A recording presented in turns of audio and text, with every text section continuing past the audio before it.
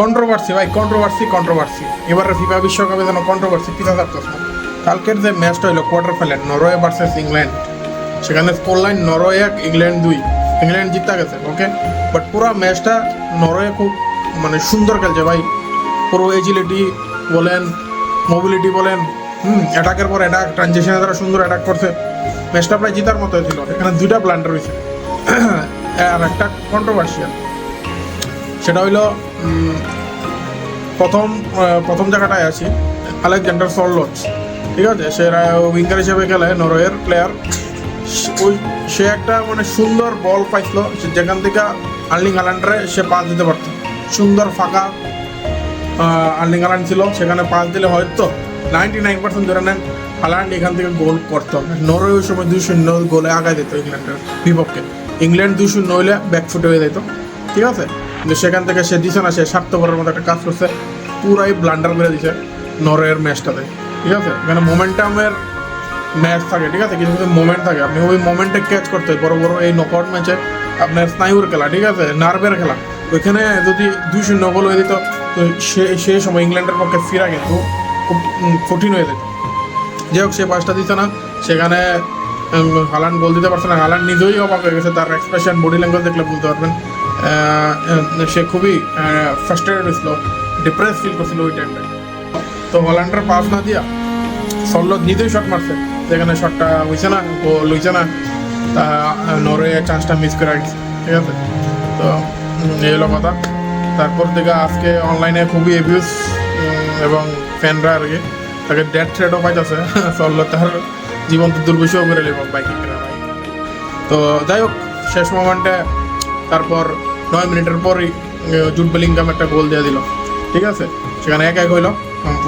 ম্যাচটা 90 মিনিটে 1-1 ছিল। তারপর অতিরিক্ত সময় যখন গেল, সেখানে একটা বিতর্ক, সেটা আমি ভালো বিতর্ক করবো ভাই।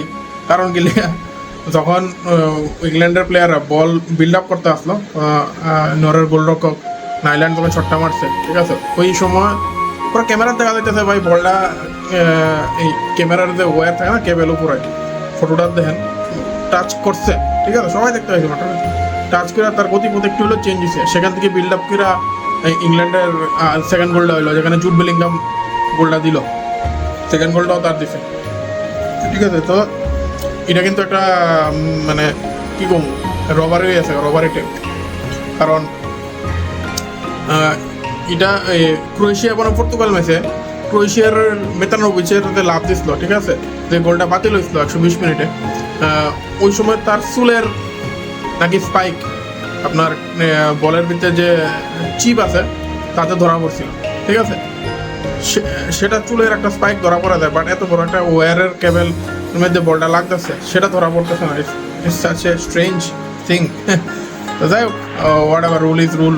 এবং ফুটবলের রুল ফিফা বানায়, অ্যাকর্ডিং টু ফিফা তারা স্টেটমেন্ট দিচ্ছে যে তাদের চিপের মধ্যে কোনো স্পাইক দেখা গেছে। সো দ্যাটস ওয়াই ওটা ডেড বল হয়েছে না। নিয়ম অনুসারে যদি কেবেলে বল লাগে, ডেড বল। তো এই দুইটা ব্লান্ডার বলেন, রবারি বলেন, প্রথমটা তো ব্লান্ডার, সেকেন্ডটা আই ডোন্ট নো, কন্ট্রোভার্সিয়াল, ঠিক আছে। তো এই যে কারণে নরওয়ে আসছে, পুরা ম্যাচে নরওয়ে খুব ভালো খেলছে। বল পজিশন 48% আসলো, ইংল্যান্ডের 52% আসলো, but still Norway is played better than England. But England ওই মোমেন্টে কাজে লাগাইছে। জুড বেলিংহাম ভাই অসাধারণ, সে তো অসাধারণ প্লেয়ার, তাকে আমরা সবাই চিনি। তো সেখান থেকে নরওয়ের বাইকিং স্বপ্ন ভঙ্গ হয়ে গেছে। ভাই এছাড়া দুইটা গোল বাতিল করছে, একটা নরওয়ের, একটা ইংল্যান্ডের। নরওয়ের গোলটার সময় হাল্যান্ড নাকি ফাউল করছে অ্যান্ডারসনকে, এই জন্য এটা বাতিল করা হয়। হোয়াটএভার, বিতর্ক তো পুরো ম্যাচ জুড়েই আসলো। হাল্যান্ডের বাবা পরে সোশ্যাল মিডিয়াতে লেখছে, ধন্যবাদ রেফারি, নরওয়েকে ডাকাতি করার জন্য ডাকাতি করা হলো। অন্যদিকে ব্রিটিশ এয়ারওয়েজের সাথে বাজি হেরে নরওয়েন এয়ারলাইন্সকে একদিনের জন্য তাদের লোগো বদলে ব্রিটিশ এয়ারওয়েজের লোগো লাগাতে হয়েছে, ঠিক আছে। যাই হোক, বিতর্ক যতই থাক, বিতর্ক তো থাকবে, it's a part and parcel of game. তুমি কোনো ম্যাচে বিতর্ক ছাড়া পাইবেন না। আর্জেন্টিনা নিয়ে এত বিতর্ক হয়ে যাবে, রক করছে, এই করছে, পেনাল্টি পায়, সুবিধা পায়, ফিফা সুবিধা দেয়, হোয়াটএভার। বাট ম্যাচের আসল গল্প কিন্তু সেই জুড বেলিংহাম ভাই। হ্যাঁ, চাপের মুখে কীভাবে ম্যাচ জেতাতে হয় সেটা আবার প্রমাণ করবেন। এটা দুইটা গোল দিছে ভাই। সো খেলা শেষে পুরো স্টেডিয়াম জুড়েই, ঠিক আছে, যখন পুরো ইংল্যান্ডের সমর্থকরা গান গাইতেছিল, হে চুট, তখন বোঝা যাচ্ছিল এই দলটা এবার বিশ্বজয়ের জন্য এসছে। তো একদিকে বাইকিং স্বপ্নভঙ্গ, আর একদিকে ইংল্যান্ডের সেমিফাইনালের টিকিট। ফুটবলদের জন্য মিয়ামির এই রাত কিন্তু ভাই চিরস্মরণীয় থাকবে। স্পেশালি দুইটা কন্ট্রোভার্সিয়াল ডিসিশন, স্পেশালি একটা কন্ট্রোভার্সিয়াল ডিসিশন যেটা স্পাইডার ক্যামের বললাম, এবং অন্যটা হলো নরওয়ের উইঙ্গার আলেকজান্ডার সল্লতের স্বার্থপর। তো ইংল্যান্ড সেমিফাইনালে গেছে, এদিকে আর্জেন্টিনাও সেমিফাইনালে গেছে সুইজারল্যান্ডে হারায়া। আর্জেন্টিনা খুব ভালো ফুটবল খেলছে এরকম এটা বলবো না, আর্জেন্টিনার সমর্থক হয়েছিল। তাদের ডিফেন্সে আর উইং বরাবর সমস্যাটা থেকে গেছে, এবং 90 মিনিটে এরা খেলা শেষ করতে পারতেছে না। সেই মানে কী বলবো, কোথায় মতো কোনো মতে ম্যাচটা ওরা জিততেছে, আর সমর্থকদের নার্ভ নিয়ে খেলা করতেছে। তো ইংল্যান্ডও সেরকম যে খুব ভালো ফুটবল খেলছে, একদম কনভিন্সিং সেরকম না। দুইটা টিমই কনভিন্সিং ফুটবল খেলছে না, but somehow they make a way, find a way to win the match. এবং সেমিফাইনালে কিন্তু দুইটা টিমই প্রায় মোটামুটি সেম টাইপের, মানে যেরকম টুর্নামেন্টে খেলছে, ঠিক আছে। কোয়ার্টার ফাইনাল বলেন, প্রি কোয়ার্টার ফাইনাল বলেন।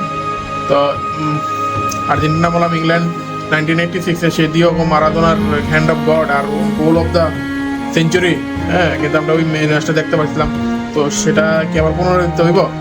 কোনোস আমাদের ম্যাচটা অবশ্যই বাট জমজমাট হইব, কারণ মেসির এটা ফার্স্ট টাইম ইংল্যান্ডের বিপক্ষে match. That's it guys, follow করেন ভাই, আর আপডেট নিয়ে আসবো। Love you all.